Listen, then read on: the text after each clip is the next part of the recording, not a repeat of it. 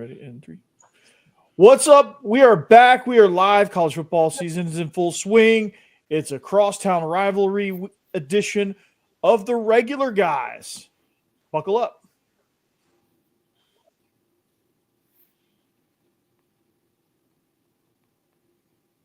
All right, that's our nice little bumper here. We are live. We are rocking and rolling. Israel Troupe, Corey Burton. We are the regular guys. Welcome in. It is crosstown rivalry week for you. You're playing the boys in blue across the town, the Bumblebees, whatever you want to call them. It's Thomas County Central week.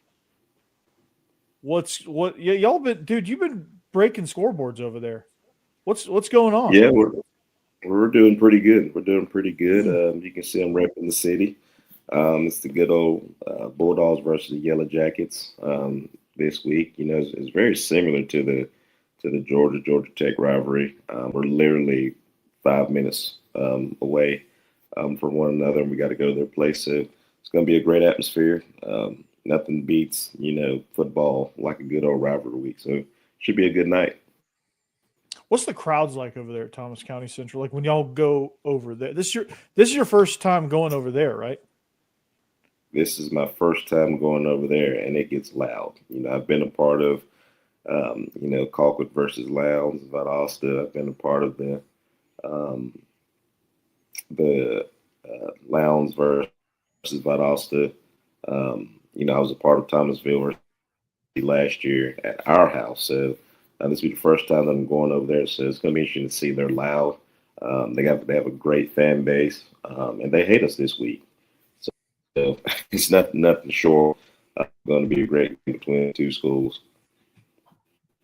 They call y'all the puppies, right? What do they call you? What y'all call them the bugs? Yeah, well, actually, they've been calling us they've been calling us the mutts this week. So that's not a good friendly banter. Our kids, they get along, they understand the task at hand. The fans have fun with it too. I've actually been laughing at some of the stuff that's been said. And that's what makes it fun. That's what makes high school football so great. When fans can get involved the right way, you know what I mean, and everybody can have fun with it. So everything will tee up at 7:30 Friday night. There you go.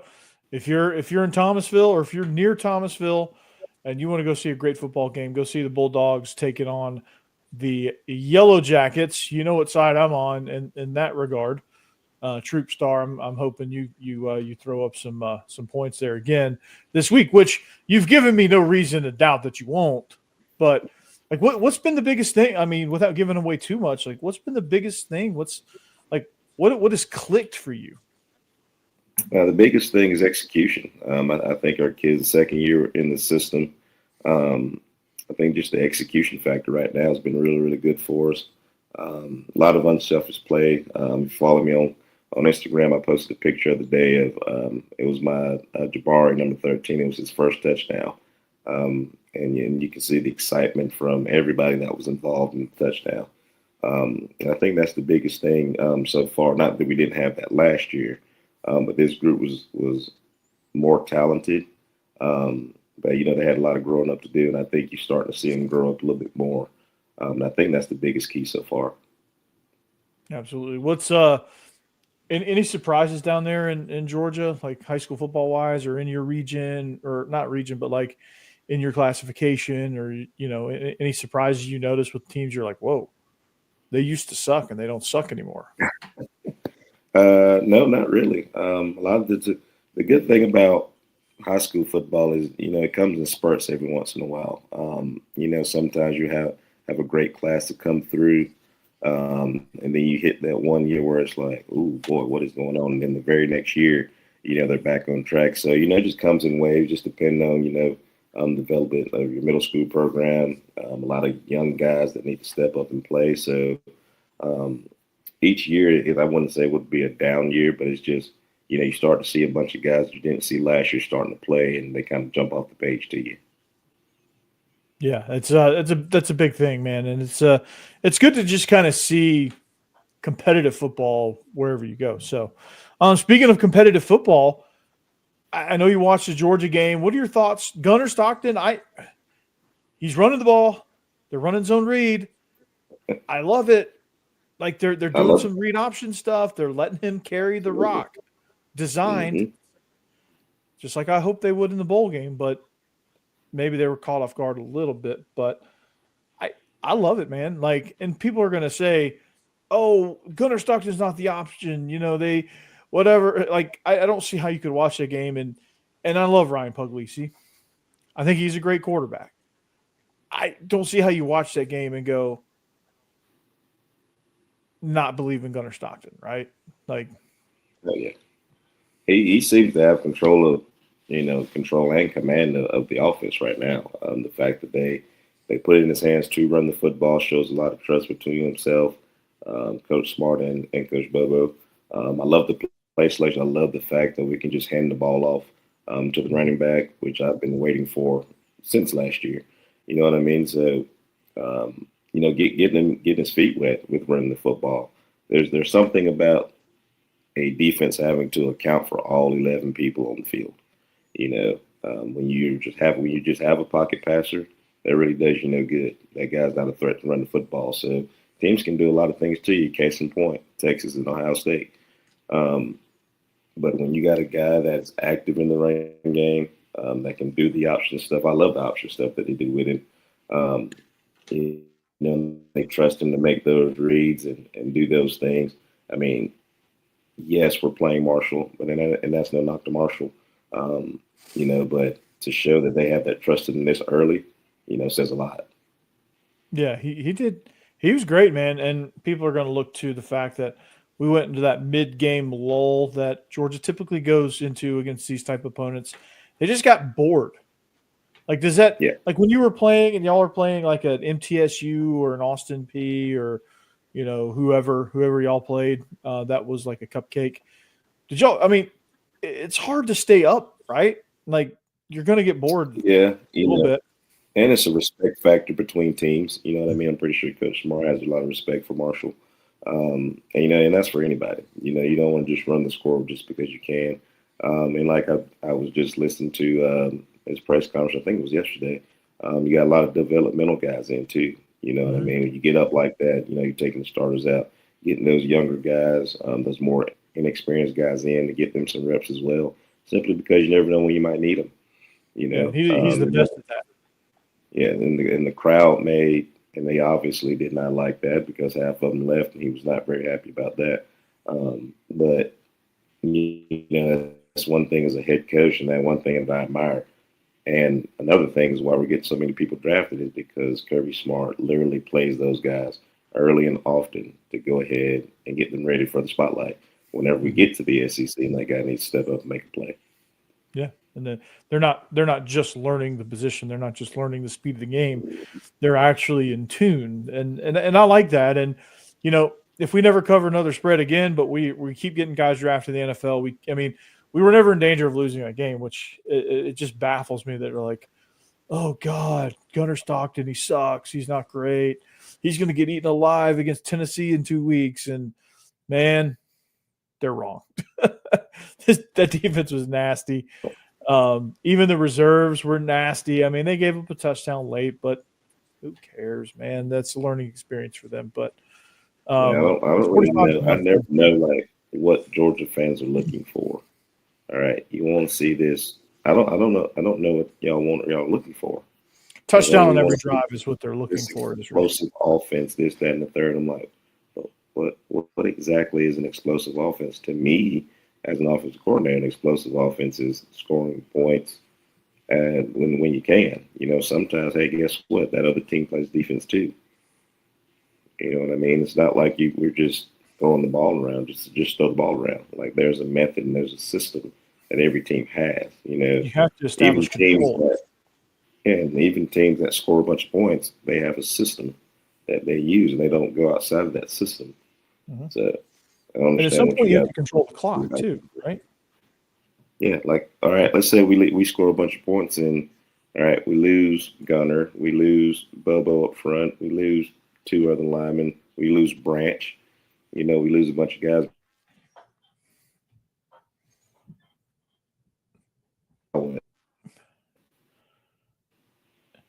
Yeah, it's not worth it. It's not worth it. So anyway, I thought that stood out. I'm Branch is going to be, speaking of Branch, that dude's going to be freaking electric. Yeah.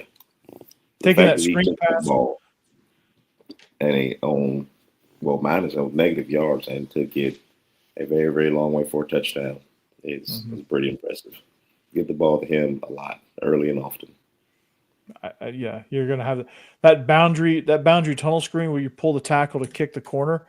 It's going to be awesome. Like with the misdirection swing the other way. I like that a lot. But yeah, that game was great. There were some really good games week one. There were some really good play designs. Like I think LSU showed me something. Finally, they had some great play designs there. Against Clemson, they like game of the week, Ohio State, Texas, like that one for different reasons. Florida State coming through, like everyone was counting them out, myself included. Everyone was counting them out, and they came in and absolutely punched Bama in the mouth. And Bama, when did they get soft? They were soft, dude. I don't know, but shout out to my man Thomas Castellanos repping Ware County, going in and speaking big business, and standing on his word and saying, "Hey, they can't stop me," and they could not. It was great to see him succeed. Great to see a calmness in Mike Norvell and Gus Malzahn calling plays now. And Mike, there's something to be said about a head coach not calling plays anymore, because now he can actually coach the football. Sarkis needs to take notes, yeah. He can coach. There's a lot of calmness in Mike Norvell. He's able to see everything and manage everything. You know what I mean? So, yeah, it was great to see that. I don't know what's going on at Bama. There's a lot of things, and it's bad when the former players are starting to see it as well. And they start talking. When they start talking, it's not good. Oh no. But to say that I'm upset about it, no, I'm not upset about it. I mean, we're not Bama people. Of course, I'm not upset about it, but I have a Bama friend at work, at school, and I've been kind of teasing him all week. He takes it well, but it's bad over there, man. There's something going on. Israel, if you really just bide your time, you're going to be the next coach at Alabama. I'll come down. I'll come over there with you. If they pay me what they're paying the coach, I will gladly go there and yell out "Roll Tide" as long as that direct deposit hits at the same time every month. I'll do that with Go Gators. I'll do that with any of those SEC schools if they pay me that. The direct deposit hits. Wow. They give me that free gear, and they let me have carte blanche. I'll coach whatever SEC program you want. I could do it. But it's crazy because you go back to before Saban got there, and I was watching this thing about that, and to see what they had before he got there, the dynasty that he created, and to see them now, it's literally history repeating itself. It's night and day, man. It's like, and it's night. It was night and day then, and it's night and day again. Like Saban, we're not just figuring this out. We've known this for quite some time. We are confirming it. It is like being confirmed, double stamped, signed, sealed, delivered, whatever you want to say. But it is now glaringly obvious that Nick Saban is just different. He's not from here. Him and Brock Bowers and a couple other people were created on a different planet, and they came over here. Yes. Strictly to do football. Yes, and you start to see it with our head coach right now. Like you're starting to see the Nick Saban come out of Kirby Smart. Like you're starting to see where he got it from, where he learned it from, and why we're able to sustain and keep moving forward, because Coach Smart learned from one of the best. Now, let me ask you this. Like what – and I have my own answer on this, but I want to hear you. Like what do you think it is? Why do you think Kirby is the only Saban assistant that succeeded the way he has succeeded to this point? What What is it? What is it about Kirby? Like how was he able to take stuff, lessons, ideas from Nick Saban, and the other guys didn't, like Jimbo Fisher, Will Muschamp, Billy Napier to a certain degree. Like all these guys that coach with Saban, they didn't quite soak it in. Kirby is like the only one that actually like soaked something in. I think one I think is was with him for so long. I think because he went with him to Miami and then came straight with him to Alabama. And I think that everybody goes on their own journey. You know what I mean? I think Muschamp is the only one so far that was a defensive guy, that didn't kind of take the same mindset as Nick Saban that he's been around. Kirby's a defensive guy, Muschamp's a defensive guy, but everybody else is an offensive guy. You know what I mean? So I think that plays hand in hand as well. Lane, Napier, all those guys. Most of those. Lane is really more of a Pete Carroll guy than he is a Saban guy. So it's just the mentality of that person. You know what I mean? I think Kirby had the mentality that Nick Saban had, the wherewithal to just be like, hey, this is how it's done, this is how we're going to do it, this is the standard, and so on and so forth. He didn't really come into Georgia having to fix things either. You know what I mean? So he really took how Nick Saban came in and fixed Alabama and just took the same mindset to make us just that much better, if that makes sense. You know what I mean? Muschamp came into two places where he had to fix things, and I just don't think he had the people around him that had the same motivation that Nick Saban brought in when he got to Alabama, if that makes sense at all. Yeah, to me, with Will Muschamp, he had a lot of potential. I just don't know that his temperament, his mindset is that of a head coach, and that's okay. Like I think he was a great coordinator. Mm-hmm. His knowledge of the game is obviously like 3,000 miles above me, but I think what it takes to be a head coach, I just don't think he had it. Lane is more of a Pete Carroll guy, which Pete Carroll was great for a lot of different reasons than Nick Saban was. Mm-hmm. But I think he had a very similar run in his USC days and his Seahawk days, and now he's going to resurrect the Las Vegas Raiders. Mm-hmm. And there's something about him that he has this it factor, Pete Carroll does. And it took a lot of failures for him to discover really who he is. Like he had to do a lot of soul searching in his head coaching stops with the Patriots and the Jets, and I can't remember where else he coached before he got to USC. But, to me, what makes Kirby so successful, and Lane to a certain degree, is he found all the qualities, Lane Kiffin the same way, found all the qualities from Nick Saban that they like the stuff that he wanted to build the program with, the stuff that he wanted to improve Georgia with or Ole Miss.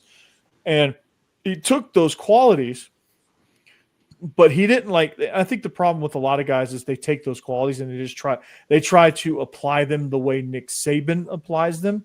Mm-hmm. It doesn't work. Why does it not work? Because they're not Nick Saban.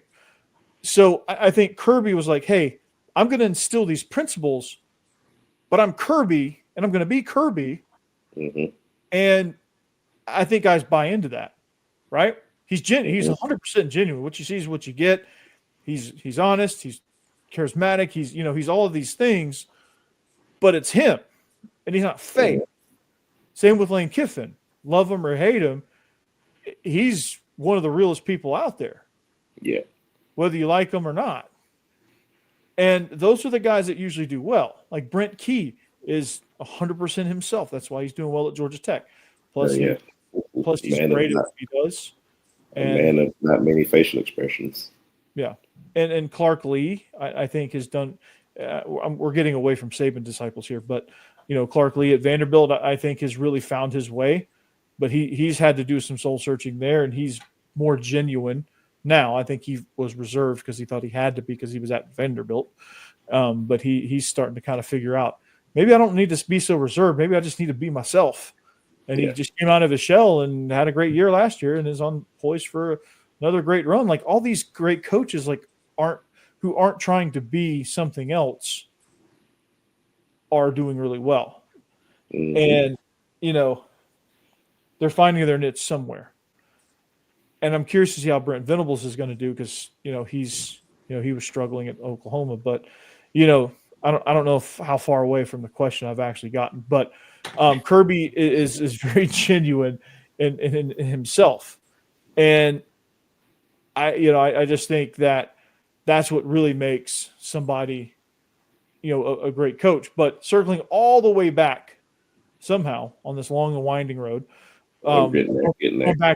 Going back to Alabama, like what is it about Kalen DeBoer? Because he didn't forget how to coach. I mean, dude had Washington in the national championship right before he left for Tuscaloosa. Like that dude didn't forget how to coach. Like that's not the problem. But what is the problem? Like, and I think their problems were culture and coaching related against Florida State. Because I don't think anybody on that team played horrifically bad. I just think as a team, they just stunk. Yeah. I think it's I don't think the culture's bad. I think it's the fact that the standard is not the standard there anymore. I think there's something to be said about hollering and screaming and raising hell at your football players to get them to do what you want to. That gets the results that you want. You can play Mr. Nice Guy and, sing Kumbaya and give out popsicles all you want to. But there's something to be said about getting in your player's ass to make him do what you want to. You know what I mean? There's something about hollering and screaming and fussing and cussing and throwing Gatorade cups that gets people going. And I just don't think that that's the same mindset that's over there at Alabama right now. I didn't see him holler. I didn't see him scream. Alabama was up by 40 on the team, and Nick Saban is dog cussing the defense out. You know what I mean? That was the standard when he was there. I don't think, like I said, the standard's not the standard there anymore, and I think that's the problem at Alabama. I don't think it's a player issue. I just don't think the mindset and that standard's been set by Coach DeBoer. And like you said, he's not a bad coach. He's a dang good coach. He had a team in the national championship. So that tells you the man can coach. But at the same time, you're in Alabama. This is what they've been used to for so long. You know what I mean? And the only reason Nick Saban got out because he felt like he had to, bow down to his players, which is something that he just wasn't going to do. And that's what's going on right now. Coaches are bowing down to players. That's one thing that Kirby Smart said he's not going to do. He's not going to do that. I'm just going to recruit guys that want to be here. I'm going to keep guys that want to be here. You know what I mean? If you set that standard, and it's going to be that way. That's why I do admire Dabo Swinney so much. He's got players that want to be. Mm-hmm. And I hate that he had to lose that game. Be sad about that. And it's starting to show at Alabama, and I bet those fans, well, obviously those fans and that fan, the boosters and all them people are not happy in Tuscaloosa. No, they're not. They're not. They're already talking about replacements for Kalen DeBoer. Hey, I tell my guys all the time, the standard is the standard, and it's not going to change. If you don't want me to get in your butt and holler and scream and fuss, then do what you're supposed to do. Do it how I see you doing it. Now I picture you doing it in my head, and we'll be fine. Mm-hmm. Play to the standard, not the opponent. And it's just, I mean, that's a culture thing, though. Like that is culture. Like you're establishing that line of thinking one way or the other. Like you got to draw that line in the sand. Nick Saban drew a heavy line in dark, double extra bold in the sand. He drew that line. And if you put one toe on that line, you were getting beaten back, right? Mm-hmm. He would scream at you, fuss at you. I mean, 5 seconds left in the game, and he's going on. He calls a timeout. He's going off on his green dot guy because they couldn't get the call in. Not really his green dot, but who would have been his green dot had they had that when he was coaching. But it's just one of those things. You're looking at it and you're going, good Lord, they're up 52-3. Why is he doing this? And it all makes sense. It has nothing to do with anything on that scoreboard. It's all about instilling that process. You still have to be sharp because at some point you're going to make that mistake, and it's not going to be 52-3. It's going to be 17-17, and that mistake's going to put you behind and eventually lose that game. Like that's the standard he's trying to build.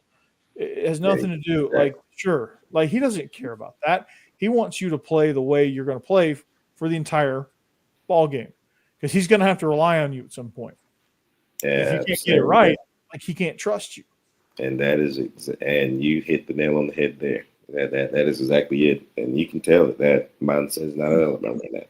And it was glaringly obvious when I saw a guy get pancaked and the offensive lineman just laid on him. And he didn't move. He didn't try to get up. There's a lot of loafs in that game, and you just think that's not a Nick Saban football team. You know what I mean? And that's just how it looked. You know, and you look at Georgia now, you know, from our ones to our twos to our threes, you know, they're hustling, they're running around, they're doing things. That is the standard that Coach Smart has said, that the coaches have said. And, you know, you just, as a coach, you look at those things. You know what I mean? Like I said, I will never down a coach of their process, but you just look and you can tell that the standard is no longer the standard at Alabama. Yeah, and it's a shame to see. And wherever Kalen DeBoer goes next, I'm sure he'll be fine. He'll thrive. But like that, I was leery of him taking that job, because you follow a guy like that and you're the exact opposite. That's a tough deal for him to do. Yeah. That was never – it didn't matter. Like, they might as well have just hired me to bridge that gap, because, like, it was not going to matter. Like, it didn't matter who you had in there. Like, nobody was going to – That's the second guy that's come from the West. I say West Coast, but from out West that didn't make the SEC that I can remember. Brian Harsin at Auburn, and now DeBoer at Alabama. But at the same time, I'm not saying that he can't fix it. You know, I think if the kids set in their mind they want to fix it, it'll get fixed. Yeah. You know, I mean, you can go in there and holler and scream all you want to at this point, but, you know, the kids have to believe in you, and you have to set it. And if they don't, then it's going to be over, and it's going to be over fast. Yeah. And one thing about Alabama, they know who both head, and I heard Cam Newton say this, they know who the head coaches are of Auburn and Alabama, and who the quarterback is from Auburn and Alabama. Those are the four most important people in Alabama. Head coach and quarterback. Yeah. Head coach and quarterback. Yeah. Now, speaking of head coaches that need to make some changes, Steve Sarkisian. Now, at the high school level, I think it's different. But at the college level and at the NFL level, I'm finding it increasingly difficult to be a coordinator and a head coach, you know, those two same positions. I think Sarkisian needs to give it up. Yeah, I think he's hurting, like his magic, it's not the same, because he can't, to me, Israel, he can't dedicate all of his play calling energy and be the head coach, because he has to go do head coach's stuff. So he can't go over there and talk with Arch about his favorite. He can't sit next to Arch with the iPad and say, okay, watch this, watch that. You know, look at this. Here's how they played that. He can't do that.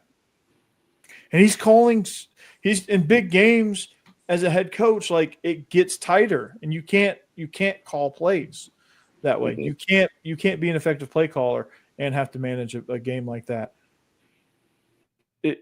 What do you think? I can tell you this: the day that I become a head coach, I'm going to have an offensive coordinator. Will I have a lot of input in that?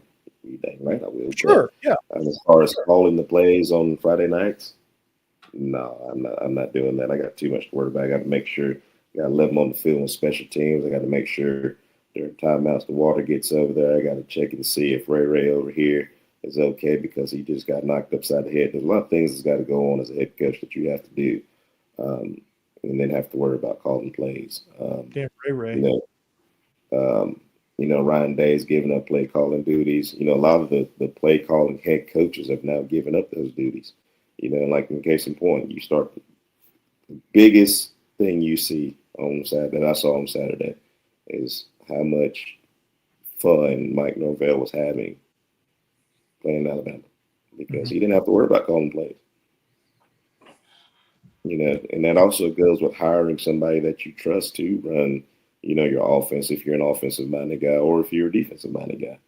You know what I mean? It's just the fact that you have so much to worry about during the course of the game to where I think that you do need an offensive coordinator. Yeah. Lane Kiffin has an offensive coordinator that calls, I think he calls like 80% of the plays, on Saturday, on any given Saturday, Yeah. So I think that's huge for a head coach to have somebody that you can trust to do those things. How awesome is it that Gus Malzahn has 4 offensive coordinators? He has one for every down. Yeah. It's great, isn't it? That's pretty good. That is pretty good. We got to get my man a new visor there. That thing was struggling on Saturday. Mm-hmm. Yeah, the gear. They made the great switch to Nike, but it ain't off to a good start for Hugh Freeze. It ain't. Did you hear? I mean, obviously you heard Tennessee switching back to Adidas, but Penn State's going to Adidas too. Penn State's going to Adidas now. I saw that. That'll be weird to see. They'll never win a championship now because no team outside of Tennessee's ever won the national championship other than the Nike school. Mm-hmm. Good for them. Good for them. Going to the third banana. Yeah, that's unfortunate. Adidas is trying to make a comeback. Now I'm all for apparel. You know what I mean? And whatever's free, I'll take. But I'm a Nike guy. I am a Nike guy through and through. Now, if said school that I'm at is Adidas, hey, it is what it is. We're still going to fly in our Adidas. But I'm a Nike guy. Something about Nike just – look, if I order shoes in Nike, I know it's 11.5. No matter what shoe it is, it's 11.5. Yeah, I mean, you were a Nike guy, Georgia. I mean, the Nike hauls are like ridiculous with what you got. They're always ahead of the game, right? Uh-oh. They tried to do the old loop-de-loop. Yeah. So I don't know if you heard this before. You kind of froze up a little bit, but Nike has always been kind of ahead of the game in apparel. Like y'all have gotten some pretty dope stuff at Georgia, right? Oh yeah, for sure. And we're Nike school too, so shout out to our BSN guys. So they take really good care of us. There you go. Yeah, Nike's the way to go. I mean, BSN brand. If you're poor, if you're a poor school like we were, BSN brand is actually pretty good too. Yeah. Oh, yeah, they do a really good job for a lot of teams down here in the South. So yeah. I'm excited. I got to see. I hadn't even looked at. I've been so locked into our game this week. I hadn't even looked at who all plays this week. It's kind of a weak schedule, truthfully. You've got Ole Miss, Kentucky. You've got Michigan, Oklahoma. You've got Virginia Tech and Vandy, which actually is a really good game. You've got Mississippi State, Arizona State. I don't know who's playing the big big games like out of conference. I think everyone's kind of playing. I think let's see. Florida should be playing somebody this weekend. Florida is playing South Florida. Yeah, that would be a good one. Yeah. Oregon's playing Oklahoma State, which is pretty good. That's it. That's really like all the major games. Everyone else is kind of playing cupcakes. Yeah, so, we got another good one this week to kind of get us ready. I'm excited about it. I think it'll be another great tune-up for next week. At Tennessee, yeah.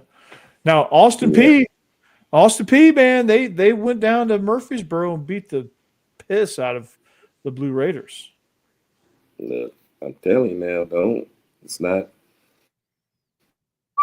You can't take these teams lightly. You can say that, hey, this cupcake will be fine. No, bro. You got to go out there and strap that thing up and be ready to play. I'm excited to see some new things that we do this week that we didn't do last week, just to make sure that everything's kind of clicking. I would like to see, Gunnar, Gunnar throw the ball a little bit more, whether it's quick game, whether it's a little bit more read, down the field reads and things like that, because obviously we can run the football. He can run the football as well. But at some point we're going to throw the football. So I'm excited to see, that game get going a little bit. Yeah, for sure. For sure. And I'm excited to kind of see that. I was excited to kind of see what Tennessee, I mean, not really excited because they won, but like excited to see that, what to expect from Tennessee. Like Joey Aguilar, I think, really passed the test for the Vols too. So that's going to be a tough matchup there.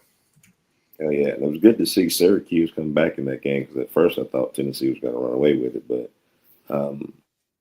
see Syracuse fight back. Coach Fran, love Coach Fran, love listening to him. He's very much Kirby Smart-ish over there at Syracuse, with how he does things as well. So I'm excited to see what Syracuse has for the rest of the season as well. Yeah, that's going to be a fun team, man. I mean, honestly, they just ran out of gas, man. They just didn't have it in the tank, and it happens, right? It happens. They lost a lot to the portal, and they're Syracuse. Yes, depth goes a long way in these things, especially like us on Friday night. 1A school versus 5A school. Depth can go a long way. Yeah, for sure. So, well, Israel, I know in the great words of Yogi Berra, it's getting late early.